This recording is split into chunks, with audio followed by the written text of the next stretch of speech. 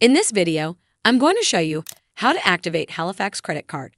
First things first, you'll need to have its official mobile app installed on your phone. If you haven't downloaded it yet, just head to your App Store or Google Play Store and install the official app.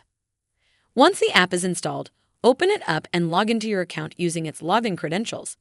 However, if you have not yet registered for online banking, you need to sign up for a new one.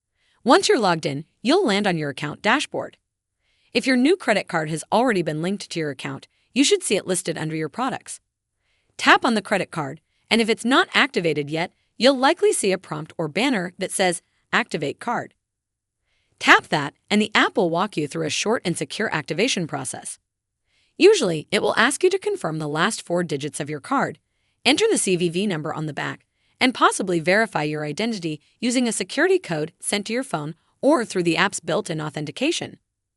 After submitting the required information, tap on the Activate option to complete its activation process. Well, that's how you activate your Halifax credit card. I hope you found this video helpful. And if you did, make sure you give this video a super thanks by clicking on the heart icon to help support the channel, and don't forget to hit the subscribe button. We'll see you in the next one.